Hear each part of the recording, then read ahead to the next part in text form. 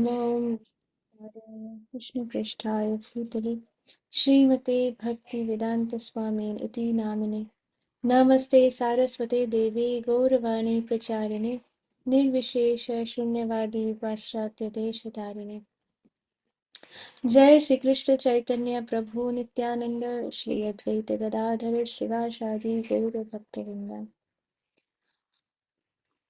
आनन्दलीलामय विग्रहाय हेमापृथिव्यै छविसुन्दराय तस्मै महाप्रेमरसप्रदाय चैतन्यचन्द्राय नमो नमस्ते चैतन्यचन्द्राय नमो नमस्ते चैतन्यचन्द्राय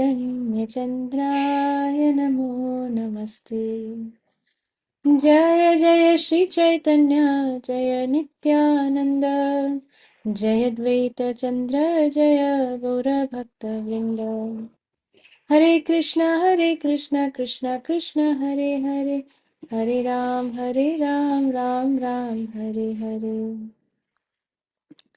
Okay, so we are starting this new chapter today. The forms of the Supreme Lord, they are all one and the same. By devotional service, one can understand that Krishna first of all manifests himself as Swayam Rupa, his personal form, then as Tad Ekatma Rupa, and then as Avesh Rupa. It is in these three features that he manifests himself in his transcendental form. The feature of Swayam Rupa is the form by which Krishna can be understood by one who may not understand his other features.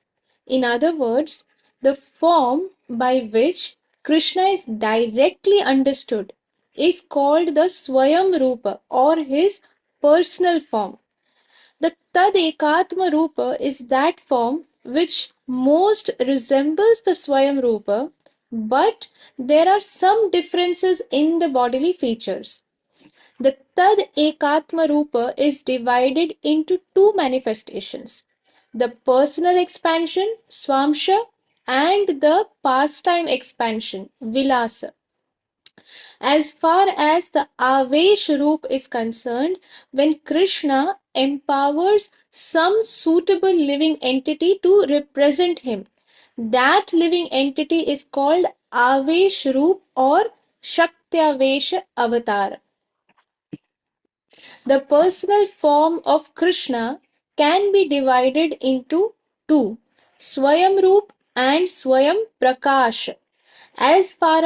As far as his Swayam Roop or the pastime form is concerned, it is in that form that he remains always in Vrindavan with the inhabitants of Vrindavan Dham. This personal form, the Swayam Roop, can be further divided into the Prabhava and Vaibhava forms. For example, Krishna expanded himself in multiple forms during the Ras dance in order to dance with each and every gopi who took part in that dance. Similarly, he expanded himself into 16,108 forms in Dwarka when he married the 16,108 wives. There are some instances of great mystics expanding their bodily forms by the yoga process, but Krishna did not expand himself in that way.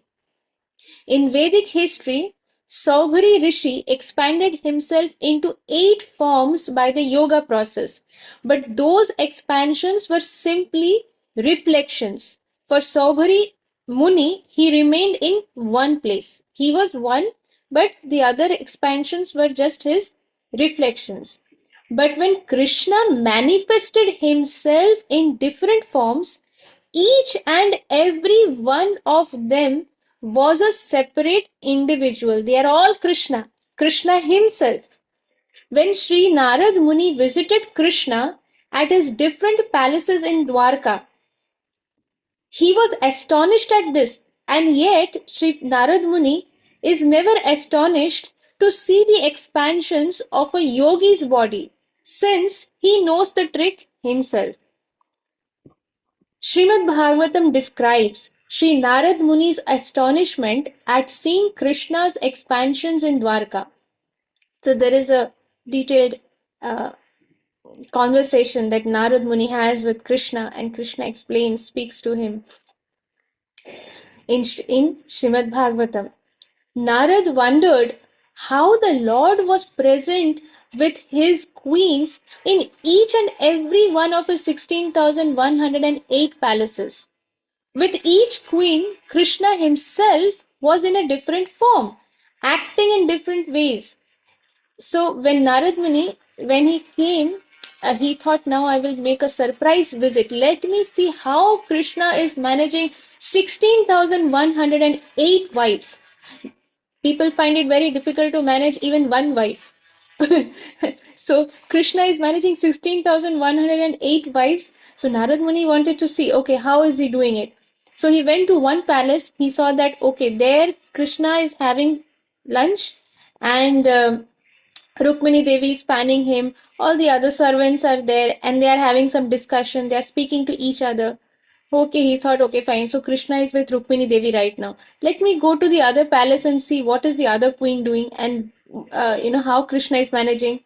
Then he went to the other palace. He saw that, oh, there Krishna is sleeping, taking rest, Vishram, and his wife is fanning him. Narad Muni was like, okay, let me go to the third palace. There he saw that Krishna is playing with his children. And his wives are busy doing some work. I mean, the wife in that palace and the servants of the wife, the maid servants, they are all busy doing some work. Then Narad Muni went to the fourth, the fifth. Like that, he saw so many palaces, and everywhere Krishna was personally present. And Krishna was acting as the husband of that particular queen. Krishna was not acting exactly same way with all the queens. It was there. It was all one-on-one personal relation exchanges, reciprocations with the wife in all the 16,100 palaces. And Narad Muni was so astonished seeing Krishna's expansions in Dwarka. So, with each queen, Krishna himself was in a different form, acting in different ways. In one form, he was talking with his wife. In another, he was petting his children, playing with his children. In another form, he was performing some household duty, just like a husband would do some work in the house. Krishna is also doing something like that. These different activities are conducted by the Lord when he is in his emotional forms, which are known as Vaibhav Prakash expansions. Similarly, there are other unlimited expansions of Krishna's forms, but even when they are divided or expanded without limit, limitless, so many expansions, so many divisions, still they are all one and the same. There is not even one bit of minus in the qualities. It is one and the same Krishna. There is no difference between one form and another form of the Lord, of the Supreme Lord Krishna. That is the absolute nature of the Supreme Personality of Godhead. I repeat, that is the absolute nature of the Supreme Personality of Godhead. And therefore, Krishna is called the absolute truth. He is absolute. There is never minus from Krishna. In Srimad Bhagavatam 10.39.44 to 57, it is stated that when Akrur was accompanying Krishna and Balaram from Gokul to Mathura, he entered the waters of the Yamuna river and could see all the planets of the spiritual sky. He also saw the Lord in his Vishnu form, as well as Sri Narad Muni and the four Kumars who were worshipping him. As stated in the Bhagavad Puran, Srimad Bhagavatam 10.40.7, अन्येष संस्कृतात्मानो विधिनाभिहितेन ते यजन्ति त्वन्मयास् त्वां वै बहुमूर्त्य एक मूर्तिकम्.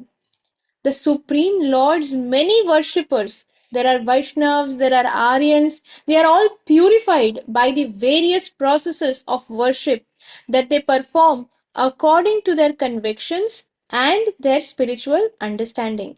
Each process of worship involves understanding the different forms of the Lord as they are mentioned in the scriptures. But the ultimate idea is to worship the Supreme Lord Himself. So, Supreme Lord has many worshippers. There are Vaishnavas, Aryans. They are all purified by the different processes, the various processes that they are um, uh, taking up to worship.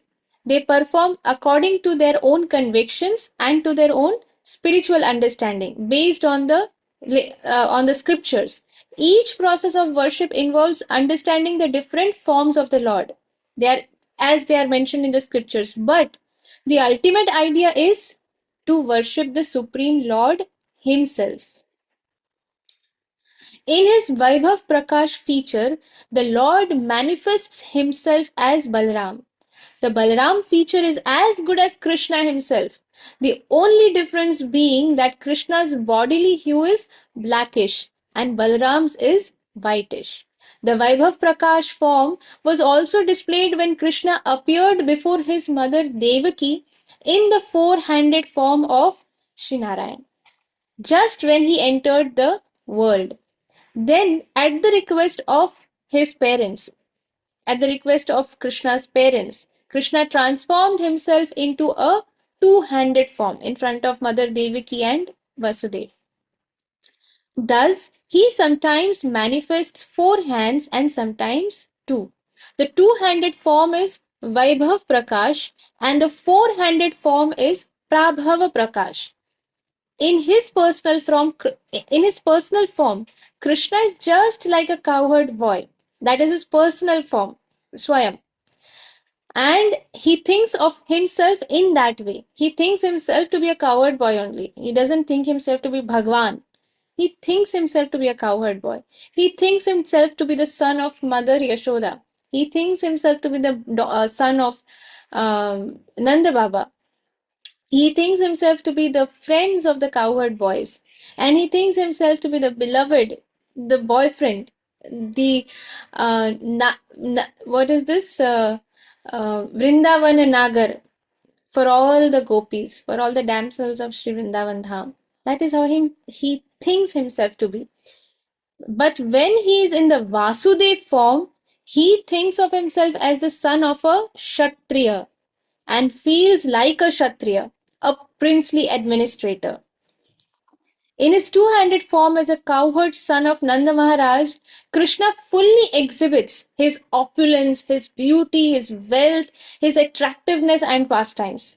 Indeed, in some Vaishnav literature, it is found that sometimes in his form as Vasudev, he becomes attracted to his own form of Govind in Vrindavan.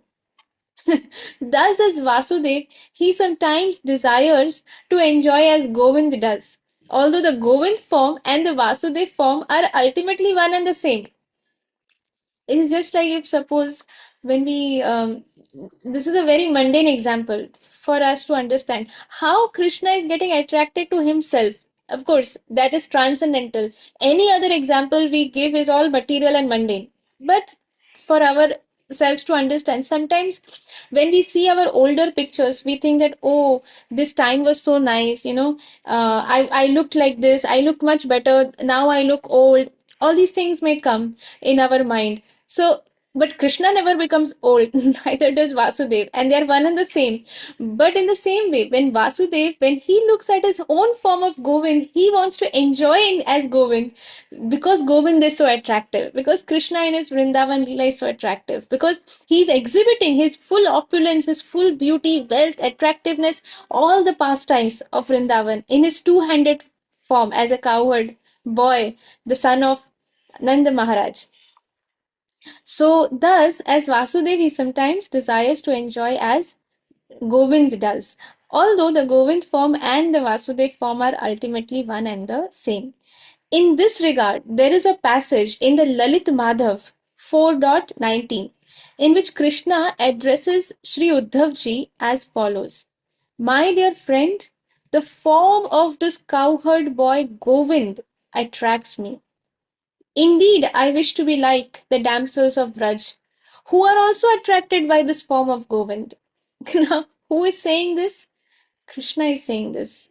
Krishna is addressing to Uddhav ji, and he's saying that sometimes, I want to, I'm so attracted by this form. I wish I was also like uh, the Vraj gopis, because they are also attracted by the same form of Govind. Then I am also attracted to this form of Govind.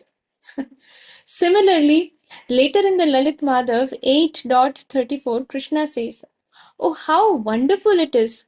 Who is this person?" Krishna is looking at himself, and Krishna is um, he's exclaiming, and that how wonderful it is. Who is this person? After seeing him, I'm so much attracted now that now I desire to embrace him, just like Srimati Radhika does. So Krishna is talking about himself. So Krishna willing, we will continue reading tomorrow. Hare Krishna. वाञ्छाकल्पतरुभ्यश्च कृपासिन्धुभ्यैव च पतितानां पावनेभ्यो वैष्णवेभ्यो नमो नमः. Anantakoti Vaishnav Vrinda ki jai. Thank you very much, dear devotees, for your Very wonderful well. messages. Shila Prabhupada ki jai, Shila Guru Maharaj ki jai, Nitai Gaur Premanande, Hari Hari. Hari Hari बोल श्यामा करुणा मई माता जी